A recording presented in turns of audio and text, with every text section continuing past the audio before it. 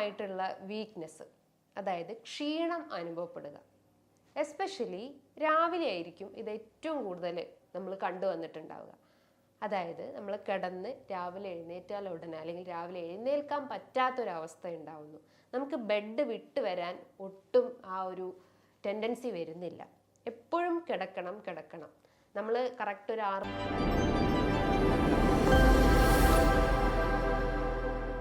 എപ്പോഴും ഒരു വീക്ക്നെസ് അനുഭവപ്പെടുക. അത് എസ്പെഷ്യലി രാവിലെ ആയിരിക്കും കൂടുതലായിട്ടുള്ളത്. ഇതിപ്പോൾ കുട്ടികളിലാവട്ടെ മുതിർന്നവരിലാവട്ടെ സ്ത്രീകളിലും പുരുഷന്മാരിലും ഒരേപോലെ കാണപ്പെടുന്നുണ്ട്. എന്തുകൊണ്ടാണ് ഇത്തരം വീക്ക്നെസ് ഇങ്ങനെ അലട്ടിക്കൊണ്ടിരിക്കുന്നത്? ഇന്നത്തെ വീഡിയോയിലൂടെ നമുക്കതൊന്ന് ഡിസ്കസ് ചെയ്യാം. ഹായ്, ഞാൻ doctor Juhi Das, QNB health കെയറിലെ ഹോമിയോപ്പതിക് ഫിസിഷ്യനാണ്. അതിശക്തമായിട്ടുള്ള വീക്ക്നെസ്, അതായത് ക്ഷീണം അനുഭവപ്പെടുക. എസ്പെഷ്യലി രാവിലെ ആയിരിക്കും ഇത് ഏറ്റവും കൂടുതൽ നമ്മൾ കണ്ടുവന്നിട്ടുണ്ടാവുക. അതായത് നമ്മൾ കിടന്ന് രാവിലെ എഴുന്നേറ്റാൽ ഉടനെ അല്ലെങ്കിൽ രാവിലെ എഴുന്നേൽക്കാൻ പറ്റാത്തൊരവസ്ഥ ഉണ്ടാവുന്നു. നമുക്ക് ബെഡ് വിട്ട് വരാൻ ഒട്ടും ആ ഒരു ടെൻഡൻസി വരുന്നില്ല. എപ്പോഴും കിടക്കണം കിടക്കണം. നമ്മൾ കറക്റ്റ് ഒരു 6 മണിക്ക് അലാറം വെച്ച് കഴിഞ്ഞാൽ അലാറം ഓഫ് ചെയ്തിട്ട് ദെൻ എഗെയിൻ ഉറങ്ങുന്നു. ആരെങ്കിലും വന്ന് വിളിച്ചു കഴിഞ്ഞാലും നമ്മൾ തിരിഞ്ഞും മറിഞ്ഞും കിടക്കുന്നു. ഒന്ന് എഴുന്നേറ്റ് വരാനുള്ള ആ ഒരു എനർജി നമുക്ക് തോന്നുന്നില്ല. ഇതെന്തുകൊണ്ടാണ് ഈ ഒരു അവസ്ഥ നമ്മളെ ബാധിക്കുന്നത്? ആദ്യത്തേത് നമുക്ക് പറയാം, നമ്മുടെ ഉറക്കം എല്ലാത്തിൻ്റെയും ആധാരമാണ്. കൃത്യമായിട്ട് നമുക്ക് ഉറക്കം കിട്ടിയിട്ടില്ലെങ്കിൽ നമുക്ക് മെൻ്റലിയും ഫിസിക്കലിയും നമുക്ക് വീക്ക്നെസ് വരാം. അതായത് മെൻ്റലി നോക്കുവാണെങ്കിൽ എന്താണ്, നമ്മൾ കൂടുതലായിട്ടും ഇറിറ്റേറ്റഡ് ആവും. ഒരു നൈറ്റിൽ കൃത്യമായിട്ട് ഒരു ഉറക്കം നമുക്കൊരു 7 മണിക്കൂർ അല്ലെങ്കിൽ ഒരു 6 മണിക്കൂർ ഉറങ്ങാൻ പറ്റിയിട്ടില്ലെങ്കിൽ നമുക്ക് ഡേ ടൈമിൽ കൂടുതലായിട്ട് നമ്മൾ മൈൻഡ് തന്നെ നമുക്ക് കൺട്രോൾ ചെയ്യാൻ പറ്റില്ല. ഒരു കോൺസെൻട്രേഷൻ ഒന്നിലും ഉണ്ടാവില്ല. ഒരു കാര്യം നമുക്ക് കൃത്യമായിട്ട് ചെയ്യാൻ പറ്റുന്നില്ല. ഭയങ്കരമായിട്ട് നമ്മൾ റെസ്റ്റ്ലെസ് ആവും, ഇറിറ്റേറ്റഡ് ആവും, പെട്ടെന്ന് ആവശ്യമില്ലാതെ എല്ലാവരോടും ദേഷ്യപ്പെടുക, സങ്കടം ഉണ്ടാവുക. അങ്ങനെ നമ്മുടെ മൂഡ് ഇങ്ങനെ ഫ്ലക്ച്വേറ്റ് ചെയ്തുകൊണ്ടേ നിൽക്കും. അതായത് കൃത്യമായിട്ട് നമ്മൾ ഉറങ്ങിയിട്ടില്ലെങ്കിൽ നമുക്ക് ഈ ഒരു ക്ഷീണം അനുഭവപ്പെടാം. ഇതിനെയാണ് നമ്മൾ മെഡിക്കലി സ്ലീപ്പ് ഇനേഷ്യ എന്ന് പറയുന്നത്. അതായത് സ്ലീപ്പിൽ നിന്ന് നമുക്ക് ആ ഒരു റെസ്റ്റിംഗ് പൊസിഷനിൽ നിന്ന് നമുക്ക് പെട്ടെന്ന് നമുക്ക് ബോഡിക്ക് മൂവ്മെൻറ്റ്സ് കൊടുക്കാൻ പറ്റുന്നില്ല. അതിനെയാണ് നമ്മൾ സ്ലീപ്പ് ഇനേഷ്യ എന്ന് പറയുന്നത്. ഞാൻ തുടക്കത്തിൽ പറഞ്ഞു, അതിൻ്റെ ഒരു കാരണം എന്താണ്, നമ്മുടെ ഉറക്കം കൃത്യമല്ലെങ്കിൽ. ഒരു 7 മണിക്കൂർ മുതൽ 8 മണിക്കൂർ നമ്മൾ ഉറങ്ങിയിട്ടില്ലെങ്കിൽ നമുക്ക് ഈ പ്രശ്നങ്ങൾ രൂപപ്പെടാം.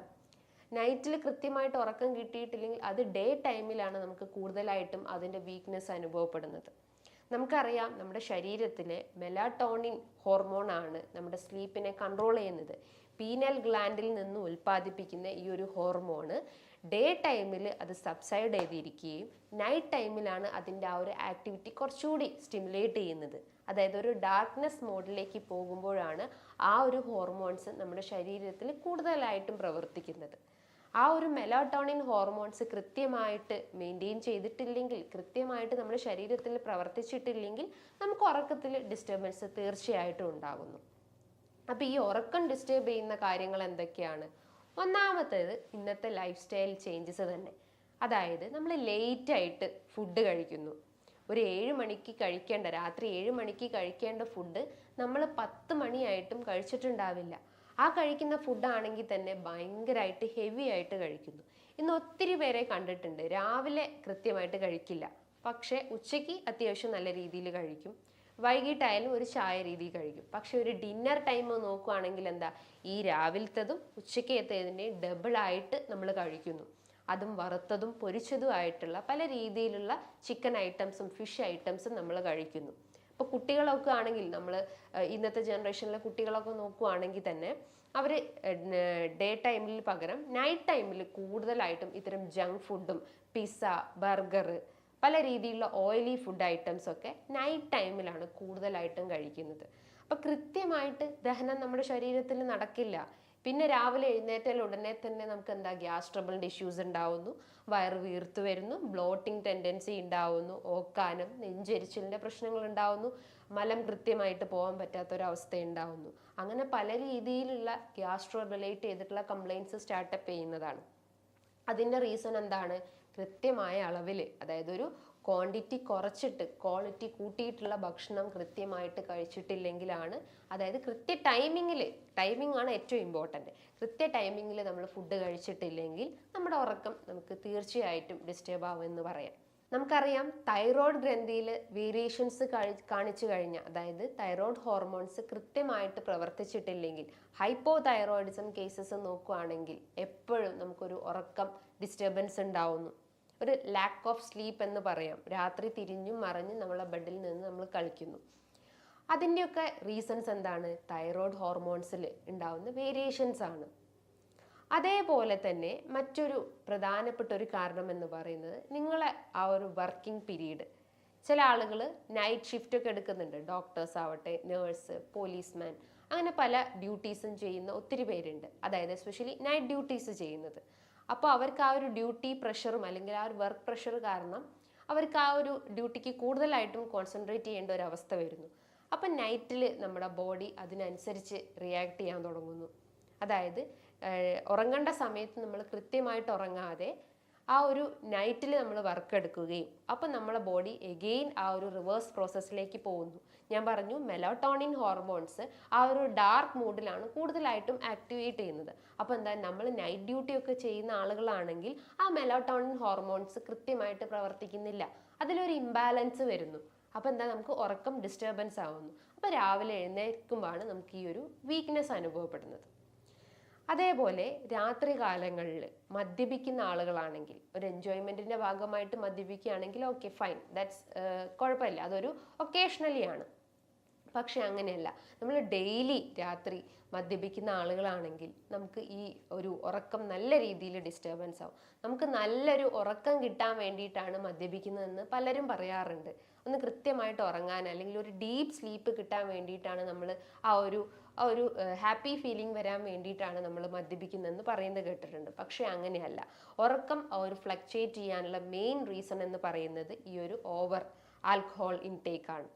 അതേപോലെ അമിതമായിട്ട് പുകവലിക്കുന്ന ആളുകളിലും ഈ ഒരു സ്ലീപ്പിൽ ഡിസ്റ്റർബൻസ് കാണിക്കാം. അതിൻ്റെ ഭാഗമായിട്ടും നമുക്ക് രാവിലെ ഭയങ്കര ഒരു വീക്ക്നെസ് അനുഭവപ്പെടാം. അതായത് മദ്യപിച്ചിട്ടുള്ള ആ ഒരു പേഷ്യൻറ്റിന് നോക്കുകയാണെങ്കിൽ അവരുടെ ഫേസ് എപ്പോഴും ഒരു പഫിനെസ് ഉണ്ടാവുന്നു, ഒരു വീക്ക്നെസ് അനുഭവപ്പെടുന്നു, എപ്പോഴും ഒരു വീക്ക്നെസ് അല്ലെങ്കിൽ ഒരു ബലക്ഷയം അനുഭവപ്പെടുന്നു. ഇന്ന് പല രീതിയിലുള്ള മെഡിസിൻസ്, ഹൈ ഡോസിലുള്ള മെഡിസിൻസ് എല്ലാവരും ഡെയിലി ഓരോ അസുഖത്തിന് വേണ്ടിയിട്ട് കഴിക്കുന്നുണ്ട്. അതായത് സെഡേറ്റീവ്സ് പോലത്തെ പല രീതിയിലുള്ള ഹൈ ഡോസ് മെഡിസിൻസ്. അതിൻ്റെ ഒരു ആഫ്റ്റർ എഫക്റ്റ് ആയിട്ടും അല്ലെങ്കിൽ അതിൻ്റെ ഒരു സൈഡ് എഫക്റ്റ് ആയിട്ടും നമുക്ക് സ്ലീപ്പിൽ നല്ല രീതിയിലുള്ള ഡിസ്റ്റർബൻസ് കാണിക്കുന്നുണ്ട്. ആ ഒരു മെഡിസിൻസ് നമ്മൾ ഓവറായിട്ട് കഴിക്കുകയാണെങ്കിൽ സ്ലീപ്പിൽ മാത്രമല്ല പല ഓർഗൻ ഡാമേജും ക്രിയേറ്റ് ചെയ്യുന്നുണ്ട്. അതായത് കിഡ്നി ഫെയിലിയർ, അതേപോലെ തന്നെ ലിവർ ഫെയിലിയർ പോലത്തെ പല പ്രശ്നങ്ങളും നമുക്ക് ക്രിയേറ്റ് ചെയ്യാനുള്ള ചാൻസസ് ഉണ്ട്. അതേപോലെ കൂർക്കം വരെയുള്ള ആളുകൾ ഉണ്ട്. അതിൻ്റെ ഭാഗമായിട്ടും നമുക്ക് ഈ ഒരു സ്ലീപ്പിൽ ഡിസ്റ്റർബൻസ് ഉണ്ടാവുന്നു. കൂർക്കം വലിൻ്റെ ഒരു മെയിൻ റീസൺ എന്താണ്? നമ്മുടെ ഈ ഒരു ത്രോട്ട് മസിൽസ്, അതായത് ത്രോട്ടിനെ കവർ ചെയ്തിട്ടുള്ള പേശികൾക്ക് എന്തെങ്കിലും ഒരു ഡാമേജോ അല്ലെങ്കിൽ അതിനുണ്ടാവുന്ന ഒരു കൺസ്ട്രിക്ഷൻ കാരണമാണ് ഈ ഒരു നോയ്സി സ്ലീപ്പ് ഉണ്ടാവുന്നത് അല്ലെങ്കിൽ കൂർക്കം വലിക്കുന്നത്. അപ്പം നമ്മുടെ ശരീരത്തിൽ എഗെയിൻ ഒരു ഓക്സിജൻ ഡിപ്ലീഷൻ വരുന്നു, അല്ലെങ്കിൽ ഓക്സിജൻ കൃത്യമായിട്ട് ഓരോ ഓർഗൻസിലേക്കും സ്പ്രെഡ് ആവാത്തൊരവസ്ഥ വരുന്നു. അപ്പോൾ ഒരു ഓർഗൻ ഫെയിലിയറോ അങ്ങനെ പല സിവിയർ കോംപ്ലിക്കേഷൻസും ക്രിയേറ്റ് ചെയ്തെന്ന് വരാം. അപ്പോൾ കൂർക്കം വലിൻ്റെ ഭാഗമായിട്ടും നമുക്ക് ഉറക്കത്തിൽ നല്ല രീതിയിലുള്ള ഡിസ്റ്റർബൻസ് ക്രിയേറ്റ് ചെയ്യുന്നു. അതേപോലെ തന്നെ പ്രമേഹ രോഗികളിലും ഇന്നും വളരെയധികം ഈ ഒരു സ്ലീപ്പിൽ ഡിസ്റ്റർബൻസ് കണ്ടുവന്നിട്ടുണ്ട്. ഒത്തിരി പേര് പറയാറുണ്ട്, രാത്രി എനിക്ക് കൃത്യമായിട്ട് ഉറക്കം കിട്ടുന്നില്ല. ഉറക്കം എന്ന് പറയുമ്പോൾ ആ ഒരു കൃത്യമായിട്ടുള്ള ഒരു 7 hours കൃത്യമായിട്ട് മെയിൻറ്റെയിൻ ചെയ്യാൻ പറ്റുന്നില്ല. ഇടയ്ക്കിടയ്ക്ക് ഞെട്ടി എഴുന്നേറ്റ് പോകുന്നു. രാവിലെ എഴുന്നേൽക്കുമ്പോഴാണ് കൂടുതലായിട്ടും ക്ഷീണം അനുഭവപ്പെടുന്നത്.